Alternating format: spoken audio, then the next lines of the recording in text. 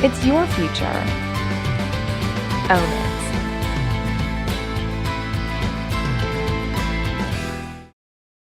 The Bert Show on all the hits Q100.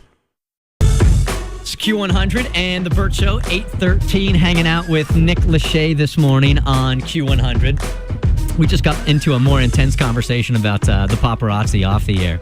And Nick was telling us that he thinks that Britney Spears is starting to snap right now simply because of all the paparazzi pressure. First, I have to say that you guys have the best muffins of any radio station I've been to in the country. Well, I think you Jeff, Nick. why don't you tell him where those came from, Jeff? That's from a restaurant called the Flying Biscuit.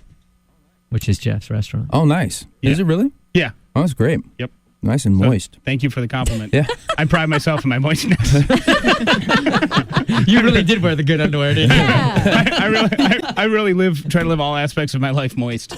Save that. Save that. No, but I do want to say something about that because, obviously it's great entertainment, for everyone to sit around and watch Britney Spears live her life and talk about all the things that are happening. But, at the core of all that, there's a real person, who has been affected by her life and affected by the way that, the paparazzi and the attention that's come along with it. And it's easy to sit back and be judgmental and criticize, but, how can anyone be normal, living her life? I mean, how can anyone go along and have that not affect them at some point? So Well, I do think some celebrities try to avoid it, though, and others bring it on themselves in a certain way. And I think Britney brings a lot of this on herself. So you can certainly have some empathy for her. But, I mean, if you don't want to be around it, there are places you can go. Well, she drives her car out of her gated community, and there's 20 guys sitting outside. I know because I live down the street, and they follow her for the rest of the day. I mean, how do you get out of that? I mean, there's a guy, 2 or 3 guys that sit down the street for me, and you pull out in your car, they recognize your car, and then they're on you for the rest of the day. Right. It's not like people assume that you go out and seek it out, but you can't avoid it. I mean, if you drive out of your house and they're there, I mean, unless you zip line out of your back porch down there, there's no way around it. I mean, isn't she at a level though where she could have the blacked out limo and be in the back and have someone else drive her and that sort of thing? I mean, I'm not defending her across the board. I mean, I do think that there that some of this has been I don't know, calculated, exaggerated by things she's done. But I just feel bad for her. I've known Britney so long. I met her when she was just a kid, and it's tough to see anybody go through that kind of stuff. And certainly maybe there's things she could have done to handle it better. But I mean, she's just a kid. She's so young. These people get into this business when they're still teenagers. I mean, how are they supposed to? When I was a teenager, I was good Lord, think back to the things we were all doing at teenage. We weren't dealing with international media attention and scrutiny, and it's just a hard pill to swallow. Are you a good enough friend with her where you've reached out at all at any point? I don't know her. I don't know her that well. But I hope someone does. Because she's a great girl, and she deserves to be happy, and she deserves to have some peace in her life, and hopefully she can find that. Hey, Josh, you're on Q100 with Nick Lachey. Hey, how's it going, Nick? Good. How you doing? I'm doing good, man. Just on the way to work this morning. I was actually calling to get some advice from you. Oh dear.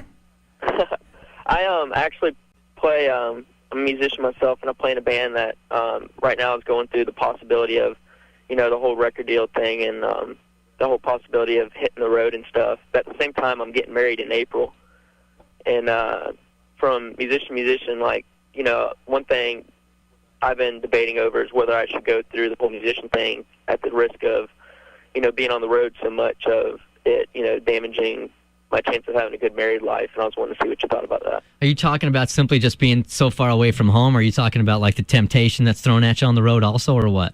Not really the temptation, because I don't know. I've never really had that situation come up yet, but just the fact, because I know that being a band or being a singer or anything just requires a lot of time away from home. Well, tell us the name of your band, because that'll help us figure out if you're going to get sex from going on the road or not. I play in the Nigel Dupree band. What's it called? The Nigel Dupree band. No, you're not getting laid. Not with a name like Nigel. Nigel will get some. Yeah, if you're not Nigel, exactly. Nigel will get a lot from British chicks. So what can you expect on the road?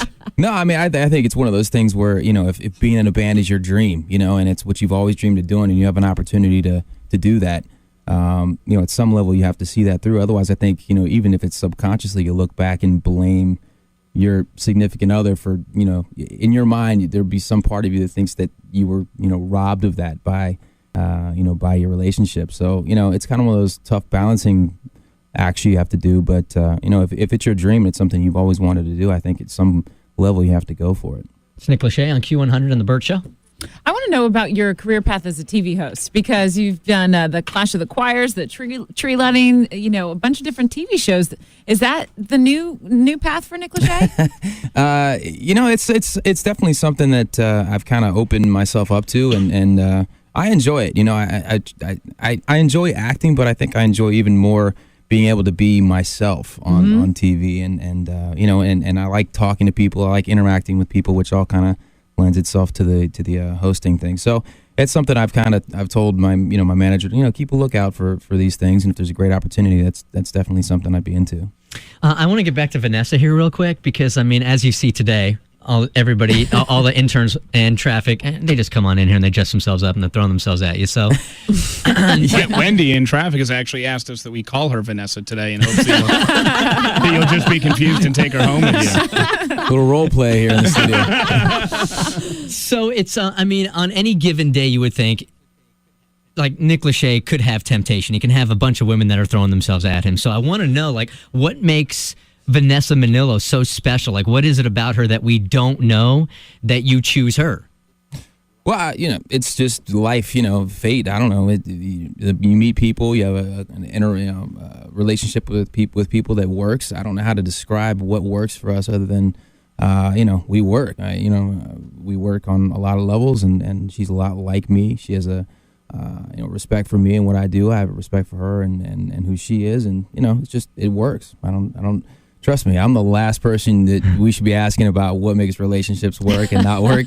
But, we work, so. Yeah, I think it's more of a question on specifically what is it about her that you are attracted to? Like I said, you could choose from so many women. So what is it about the uniqueness of Vanessa Minnillo that we don't see? Yeah, she's hot as hell. And outside of that, she's real, and she's like a dude with with a great body that you can sleep with. She's really down to earth, and she gets me. And I don't know if it's because we have the same birthday. I'm not really a big astrology guy, but we seem to be a lot alike on a lot of levels, and we could just be real. I think that's the biggest thing. At the beginning of your relationship, like first date, second date, you call some buddies and go, "Dude, Vanessa Minnillo, high five." I think by the second date, everyone knew that we were. The tabloids had you married off and doing a reality TV show. Now that might go both ways also, because Vanessa might have girlfriends that called up, or she called and said, Nick Lachey. and her friends were like, no way. What's weird, we'd known each other a lot of years. I met her, probably 5 or 6 years ago, right before she got the MTV job, and we'd always seen each other at TRL, obviously, and kept in touch. And, it was one of those things where, good for you. How's life going? Great. But then, when things opened up, so to speak, it just kind of happened. How'd you ask her out for the first time? It's a good question. I guess I just asked her if she wanted to grab a drink, and we had a drink and another drink and another drink, and life's been good ever since. Right. Now, And then the next day, we all read in the papers how Nick and Vanessa are starting their life together. Right. Well, they're already married. They're married. married already. Exactly. Now, do you get along with Vanessa's family? I do. Yeah, they're great. Again, very, very real people, and Not too involved in your relationship or anything? Yeah, no, it's a little different situation than I was used to. Yeah, no, they're great. They've been really supportive, and just saw them at Christmas time, so everything's good.